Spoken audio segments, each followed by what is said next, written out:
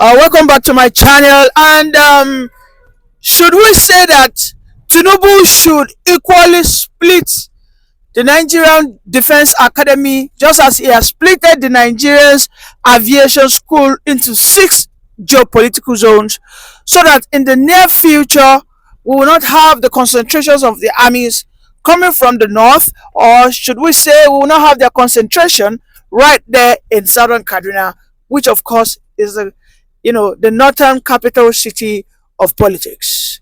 At this stage, I think if I call for it, it is subject to debate, and I think I can justify it. Welcome to my channel. If I just joined, please kindly like, subscribe, and share. Early this year, within the period of January 15 to January 25, Tinubu did something spectacular that so many presidents of the past never did. Tinubu said it was time to split the Nigerian aviation school. I mean, this is where the Nigerian Air Force, where they go. I mean, it has always been in the southern Kaduna. And he said enough is enough. And he took it to the six geopolitical zones. In that instance, we started having the northwest branch, we had the southeast branch, we had the southwest branch, we had the south branch, and everybody was happy. Back then, guess what? Some certain people rejected it. They spoke against it. They said that Tinubu is trying to bring in, our differences into the fore. He's trying to ensure that the North are stripped of their of so many national assets they have. In fact, they said that Tinubu has not taken anything away from Lagos to other places, but what he has done most often than not is to take all these national assets, infrastructures from the north to so many southern places, wherein he will use that to destabilize the northern powers. You see, what we must understand is a nation that knows that she is diverse. I mean, we are diverse. We're not the same people. Our national anthem literally speaks to that. Our national anthem says, in tongues and tribes, we the Ifa, in brotherhood we stand. So in that instance, when you do for Taye, you have to do for Kende. When you do for Kende, you have to inherently do for Taye. Nobody should feel cheated. Nobody should feel left out. Security apparatus, security infrastructures such as this must be reconsidered. In the past, I also equally said that while we have a single capital at the center, for me, is not sufficient. Does not suffice. Why? We should have one in the north, we should have one in the south. Now, on this issue of the Nigerian Army Barracks or Nigerian Defense Academy, is it okay to just say everything is in Kaduna? You who is from Otueke in Bayelsa, you want to enroll? You have to go all the way to where? To Kaduna for your orientation. For me, that is not enough. For me, that sort of send a message that we all must get to the north for you to get enrolled. Let me tell you, the ideology or the argument that if we now have the southern, let me say the southern branch or the southern quarters of the Nigerian Army, Defense Army, all right, if we have it, please, how does that bring division into the people? If we keep twisting people to love this nation, if we keep saying that don't do this because I do not want diversity to be pronounced, then truly the Nigerian people or the government of the Nigerian people or the powers that be of the Nigerian people understand that the Nigerian people are only kept one by force, by deception, not by love, not by unity of purpose, not by sincerity, not by integrity. Yes. Because if you truly understand that this country, we are one, then there shouldn't be a situation where some northern oligarchs, where some powers, where some certain people will always feel threatened that let us decentralize some certain things that can further allow people to have sense of ownership of the nation. I mean, that's my own concept, that is my own understanding. Yes, I mean, take for instance, a father has 3 kids. Now, all these kids, they are triplets. These triplets, if you buy a singlet for one, you don't buy singlet for the other, you don't buy singlet for the last one. Then you tell them that anytime they want to wear the singlet, they have to go and meet the what, the first amongst the three, who probably came out first, or who appears to be the fattest amongst the three. Okay, in this instance, you know what I mean. Now, what do you think is going to happen? Enmity. There will be internal what? Growth. There will be internal conflict and crisis. In fact, what you are doing is, you are not in any way building bond. You are simply building separation, rivalry, envy. Yes, that is what is currently happening in this country, and this is why the issue of the coup, why so many people are saying that they suspect that it is the northern officers that are behind this. So many people are just throwing out all manners of allegations, all manners of speculations. Everybody's just saying what they like. But you see, if we have, let's just say we have the northern zonal headquarter or regional headquarter, and then we have the southern regional headquarter, we will have one simple CDS, one chief of army staff. They will have one syllabus, one constitution, one rules that binds them. They will have everything that controls and monitors their concept. There are some trainings that they can do together, but in most cases, stay here, stay here. The control command can be in 2 places. Listen, the technology of this country, or of the world, has gone way, way, way ahead, that we all have to do, that we need to go to Kaduna for orientation. You need to, no, no, no, no, no. Shouldn't be. It shouldn't be a situation whereby I want to enroll my son and I'm in Ogun State. My son must go to Zaria and he has to get there. If he goes to that 6 months train, it should be a situation whereby in the south he can simply go. Maybe it's River State, maybe it's Kano, maybe it's Enugu State. He will simply go there. You enroll, you pass, then you probably go for your final exams, maybe online. See, listen, the world has moved ahead. We should no longer be stuck in the system of governance, of administration, as it were, like 100, 200, 300 years ago. These are things that the United States of America, the British colonial masters, that they operated, and they have moved past it. They have what? They have moved past it. It doesn't make any sense. It doesn't make any sense, because if this doesn't continue in the near future, the allegations that the people who have the headquarter domicile in the territory are always the ones masterminding anything tag or label coup. I mean, these things are funny. So, for me, I think Nigeria must sincerely take a look at herself. I mean, take a look at what is going on in Lagos State, where in Lagos State are not the one going out there begging the Southwesterners. Lagos State is the one begging the Yorubas to enroll, the Lagosians to enroll for Nigerian army. Why do you think they are doing that? This is something that has never happened in the past. This is something that has never happened in the last 25 years of our return to Fourth Republic and democracy.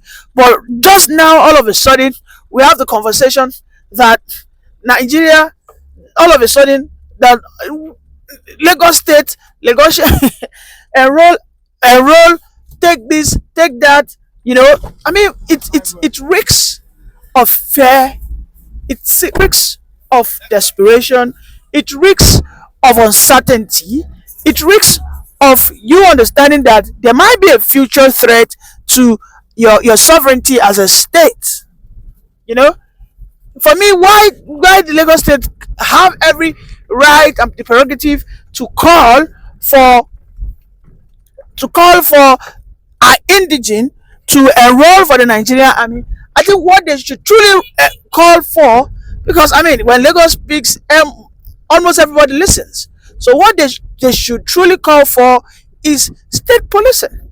Yes, we should stop forcing ourselves to just prove that we love ourselves, so we need to be one. Listen, this is just deception. If you people are one, you don't have to keep on proving to yourself every day that you are one. America that has state police, America they have the state police, they have never for one day come out and said that they are not one. It is because they had a constitution that truly speaks to their diversity, to their needs and purpose, to what value they respect and they cherish. But when we keep deceiving ourselves, lying to ourselves, don't do state police, oh, state police you might lead to another civil war. Don't split the Nigerian Defense Academy, oh, let it remain in Kaduna. When you split it now, you have the south and north. No, those in the south might think one day now because for how long is this hypocrisy going to last? For how long are we going to keep deceiving ourselves? For how long would Nigerians living in Nigerians and indeed our president understand that we as a nation cannot in perpetuity keep lying to ourselves that we are every day I keep reminding my son that listen, in Nigeria, you must love the Yoruba, you must love the Hausa, you must love the Igbos. Tomorrow I'll tell him again, you must love the Yoruba, love the Hausa, you must love the Igbo. Third day, no. The character, the letters, and the spirit of the constitutions must be what is binding. Because we must have all come together and agreed, okay, this thing, let us do it this way. These resources, this is what I believe I can give you, and even if it's going to change, it will take maybe 10 years time. Maybe I want to start giving you 40% of my resources to the center, and from that the center can decide to share it as they like for whatever they need. But I own the resources. The Zamfara people, the national people that have the lithium, those that have the californium in Borno State, they can decide, okay, whatever we make from this, we want to be giving back just 30% to the federal port, and from there the federal government can decide to do this. But we want to have our 70% so that we can develop and we can have that accelerated growth in all ramification. When these consensus are made, everybody will understand that okay, now wetin this guy say if you give me with this, I will collect them. I just need to go and work harder so that for my own end, whatever I see, I haven't agreed that I will return my own to the federal, maybe 10 or 15%. I give them back. You see, when these things are clearly stated and done, there will not be unnecessary infighting. We won't have issues of now me they work, now babu they work. No, we won't have that. Babu they work, monkey they shop. We won't have such statement. We have such statement of why are you stretching your hand for IGR that are generated from alcohol.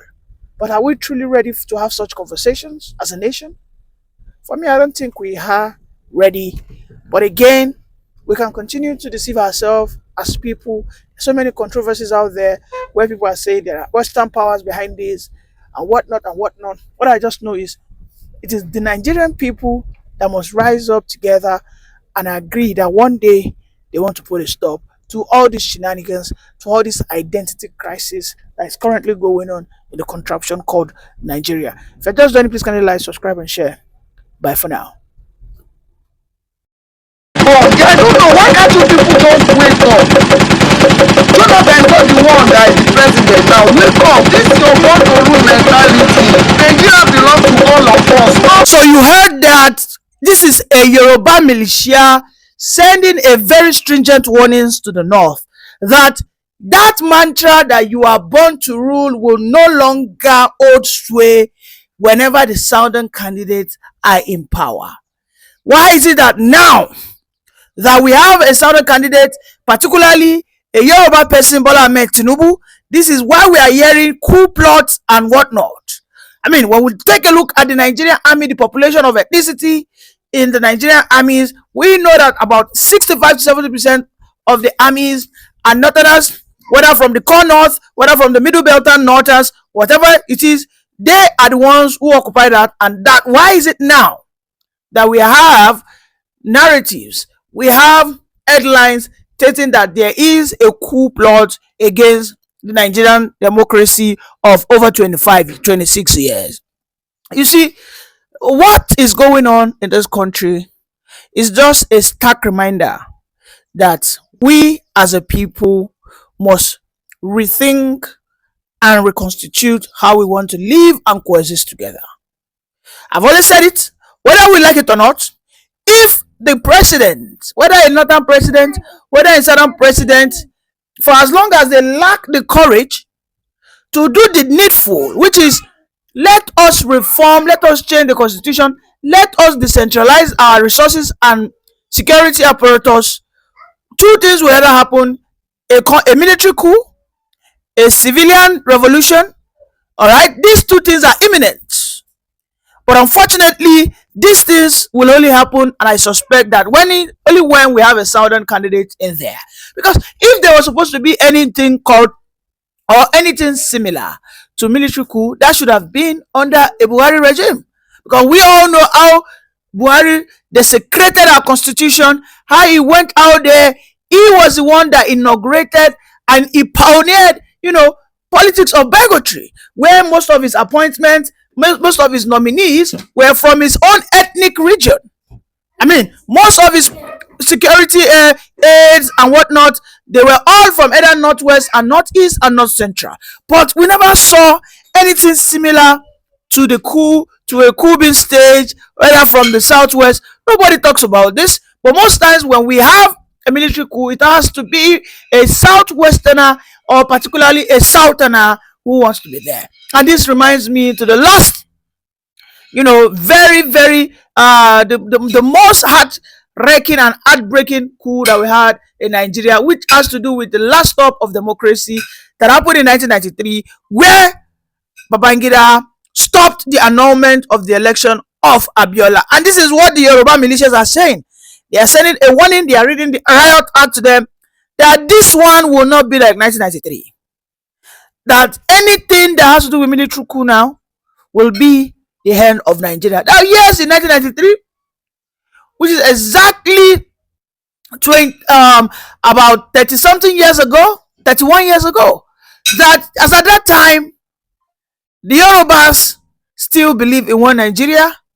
As at that time, the Yoruba were simply calling for the release of Abiola and a return to democracy.